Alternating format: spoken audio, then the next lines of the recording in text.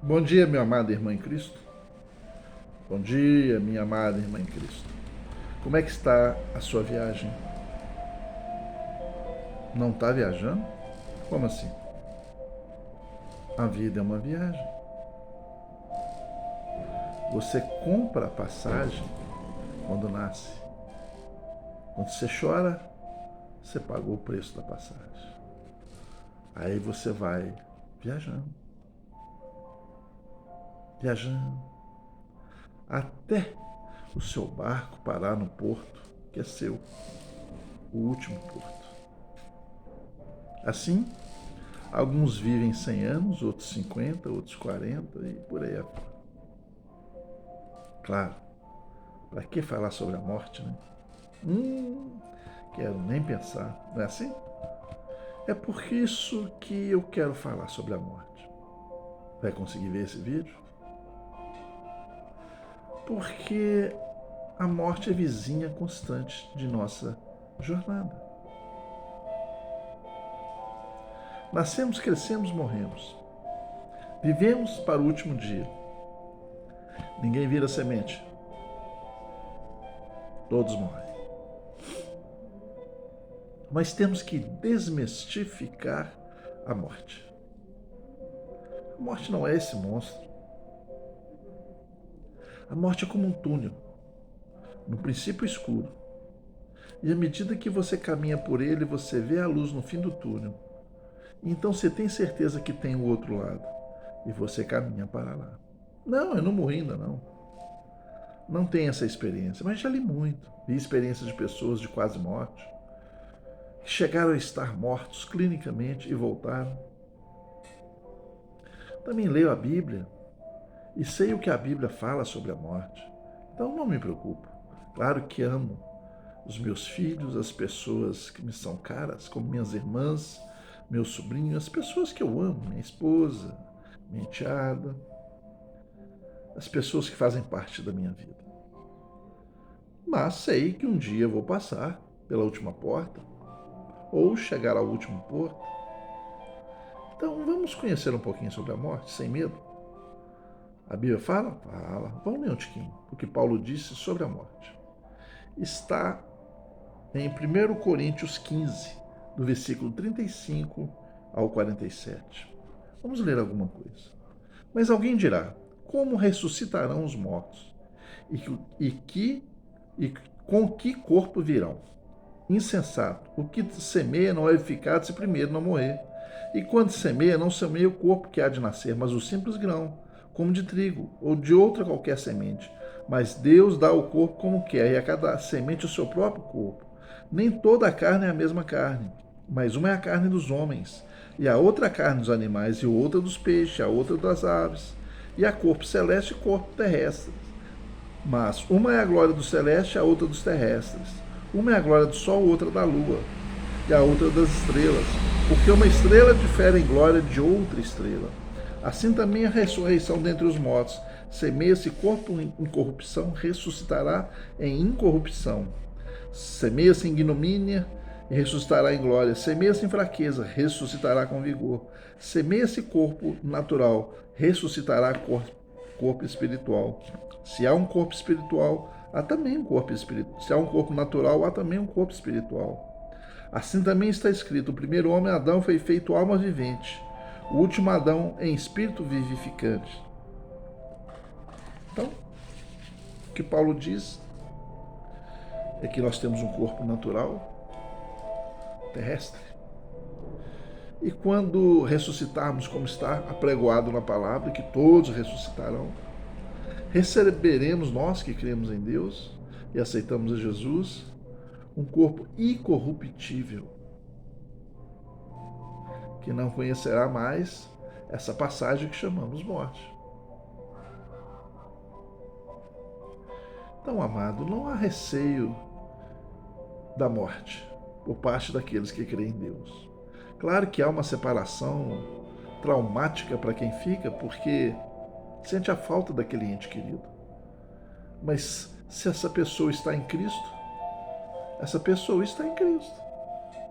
Vai para o lugar em que Cristo colocar. Aqueles que ficam vão sentir sua falta, mas vão ter certeza que essa pessoa está em bom lugar. Claro que a morte é uma separação que ninguém está preparado, ninguém. Mas precisamos entender que a morte não é o fim. Isso é que tem que ficar claro. A morte não é o fim. Porque ela é apenas uma enviada de Deus para nos trazer para outra situação de vida. Acabou a missão, vamos embora. Por isso Deus não quer que ninguém suicida. Todos têm que cumprir os seus dias. Quem vai buscar é a dona morte. E quem manda na morte é Deus. Deus é o dono da vida e da morte. Logo, para que temer a morte? Se nós entendemos que isso é um tempo breve de uma eternidade que começa mesmo do lado de lá, porque é uma eternidade que nos fará estar junto de Deus para sempre. Aqui ainda tem as vacilações. Às vezes somos de Deus, às vezes estamos querendo as coisas que o diabo oferece. Mas lá não, lá já passamos no teste, no vestibular da vida.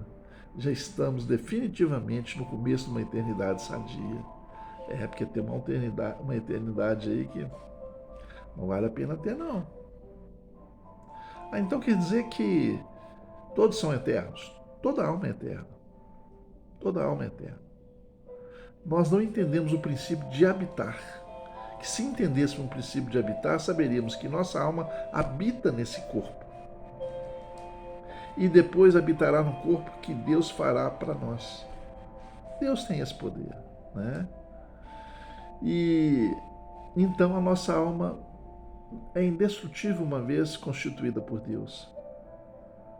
O problema não é ter uma alma indestrutível, é aonde essa alma vai passar quando ela chegar do outro lado do túnel que a morte vai levar. Esse é o problema. Vamos encontrar demônios sequiosos com a nossa alma? Vamos encontrar anjos felizes com a nossa chegada? Vale a pena a renúncia das coisas que estão contra Deus. Vale a pena a renúncia de todo pecado, de vantagens indevidas. Vale a pena ser sincero, verdadeiro, ainda que o mundo diga, você é diferente, você é um tolo. Todo mundo faz isso, só você quer ser diferente. Eu sei aonde eu quero ir, e não é aqui. Logo, se me chamam tolo, porque procuro ser verdadeiro, honesto, sincero, tem importância. Os espertos que vivam espertamente. A sua esperteza vai levá-lo para um buraco muito grande. Não desejo isso para ninguém. Falo isso até com uma certa raiva, porque gostaria que todo ser humano fosse para o mesmo lugar.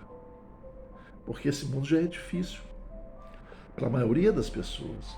Não é todo mundo que nasce no berço de ouro. Então, se já sofremos aqui, por que vamos sofrer eternamente? É preferível não ter nada aqui, ser um mendigo, mas ter Deus no coração. Deus permite que você seja mendigo, sabe por quê? Porque Ele não entra na sua escolha. Esse de falar em prosperidade, quem serve a Deus é próspero, isso é a maior mentira que existe. Deus te deixa livre para viver a sua vida. Sim, Ele pode te abençoar com um propósito, mas Ele não vai interferir na vida de todo mundo assim, não. Quem tem que ajudar o que está na miséria é o próprio ser humano que tem muito dinheiro. Amém? Deus não. Deus não. Deus observa porque as nossas escolhas nos levam a um determinado caminho. Eu uma vez ouvi um testemunho de um pastor que se perdeu e foi para a miséria absoluta, tomando a sua garrafinha de cachaça toda noite debaixo de um viaduto, junto com todos os mendigos que estavam lá.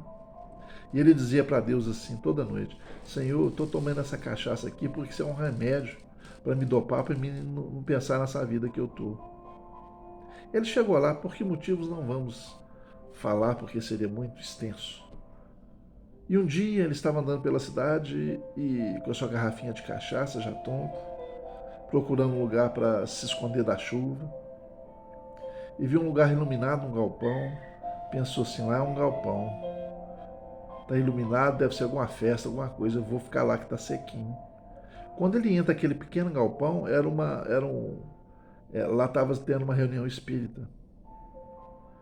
E o responsável pelo lugar, quando convocou e invocou os demônios, o chefão desceu e falou com ele: tem um homem aqui que é do homem de branco, e com ele aqui as entidades não vão descer, manda ele embora. Aí ele começou a procurar entre os bens vestidos e desprezou aquele mulambo que estava lá no canto, todo molhadinho, encolhido.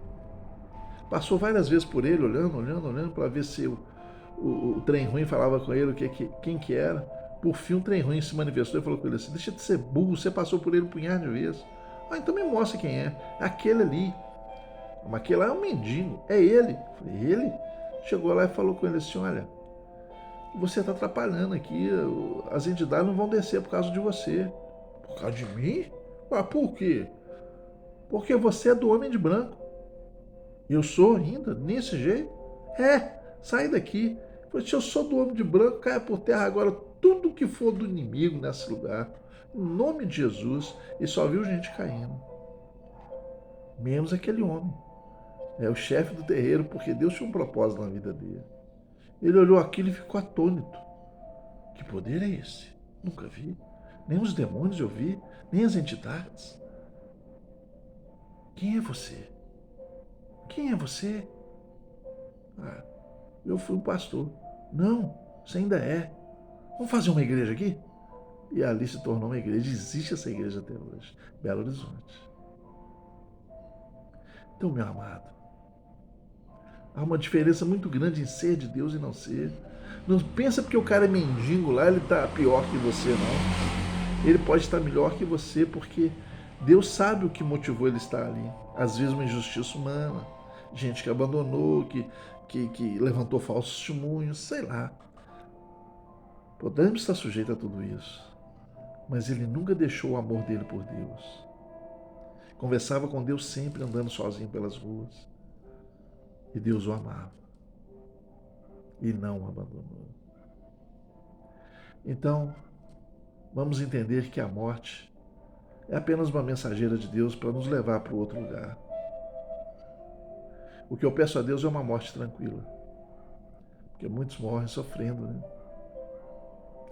Então, não tema a morte. Ama a Deus sobre todas as coisas, o teu próximo como a ti mesmo. Faz o que te vier à mão para fazer, que for bom. E saiba que você, a sua alma é eterna. O seu corpo não, mas sua alma é. E se você perseverar nos bons caminhos, herdará um corpo que não conhecerá mais a enfermidade, nem a dor, nem as coisas ruins que a gente conhece aqui. Vai nessa certeza, meu irmão. Não tema nada. Se Jesus está contigo, você é mais que vencedor.